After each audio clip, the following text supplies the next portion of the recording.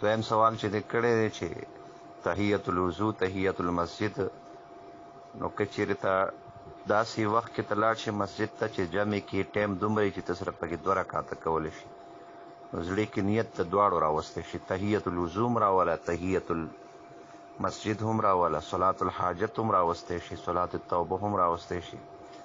یو جزیه ده د فقهي مسایلو، تقریبا د 7 یا 8 قسمه د نفلي منځونو نیت په یو ځله پکې ذهن کې راوستی شي. امید ده چې الله رب العزت به د ټولو ثواب درکوي، خو دا په هغه موقع چې کله ټایم دومره وي چې صرف 2 رکعاته کېږي پکې. وعلیکم السلام ورحمت الله وبرکاتہ. شریعت کې د دې دپاره تحری ده. تحری مطلب دا ده چې خپل سوچ وکړي چې قبله کوم اړخ ته ده. که هلته کې څوک پوښتنې والا وي خو تپوس به وکړي، که تپوس والا څوک نه وي نو دی به خپل په سوچ باندې غالب ګمان چې غالب یقین د ده په کوم طرف باندې و هغه طرف ته به دی مخکې مونځ به وکړي. که مونځ وکړي هغې نه بعد پته ولګي چې قبله په بله اړخ وه نو مونځ دوباره کولو بیا ضرورت نشته دی.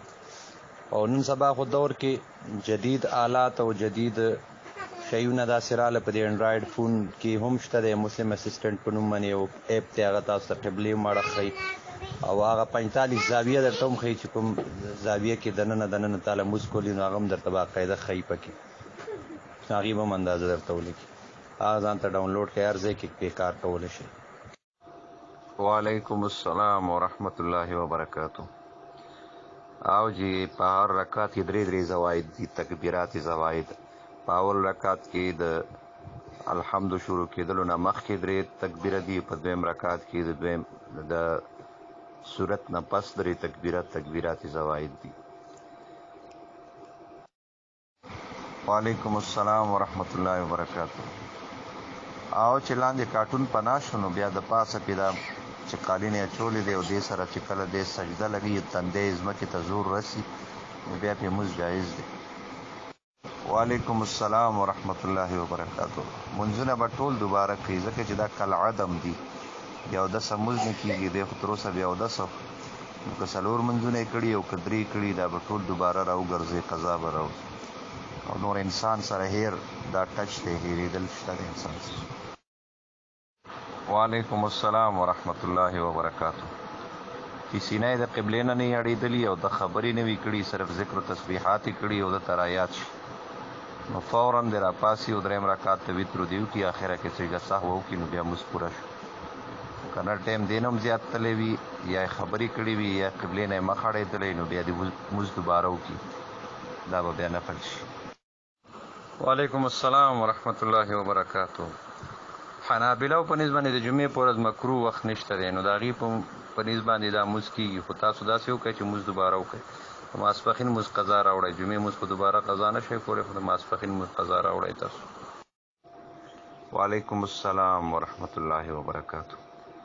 مالوش کاټن راواخله او هغه چې اودس وکړي په غاښ چې د کوم ځای ویستې دی په هغې ځای کې داسې ګول شانتې کوه او مضبوط پکې کېده. عیدګاه ته چې ځې اودس وکړه او اودس کولو پسې متصل دغه مالوچ راواخله او دا پکې کلک کېده، بس په لارې خبرې مه کوه، صرف تکبیرات وایه هغه ځان سره او لاړې مه توکه، چې لاړې توکې بیا خو دی چې هغه معمولي شانتي هم دغه راشي اودس ماتېږي. نو به داسې حالت کې چې لاړ شي نو بس اودس به دې باقي پاتې، اختر مونځ به پکې وکړي او اودس به دې هم بچ پاتې شي او مونځ به دې هم وشي. وعلیکم السلام ورحمت الله وبرکاتہ. زمونږ د امام ابو حنیفه رحمه الله په مسلک کې چې کوم اختر د جمعې په ورځ راشي، وړوکی اختر وي که لوی اختر وي، نو د اختر مونځ ځان له کول دا هم شته دی او د جمعې مونځ چې دی دا به بیل کوي، دا هم شته دی. امام ابو احمد ابن حنبل رحمه الله او شوافیو په نسبت باندې چې جمعې په ورځ د اختر ورځ راشي نو هغې چې د اختر مونځ وکړي نو د جمعې مونځ بیا نه کوي، خو زمونږ په مسلک کې شته دی، مونږ به کوو. تاسو نن چې سهار د اختر مونځ کړی نو د جمعې مونځ هم بیا کول پکار وو، او که تاسو ټایم د جمعې مونځ لا نه وي شروع شوی، ما ته ښکاري تاسو مونږ نه لږ لیټ یئ، 15 ګنټې یا 4 لیټ یئ، نو بیا تاسو خپل د جمعې مونځ پکې وکئ. وعلیکم السلام ورحمت الله وبرکاتہ.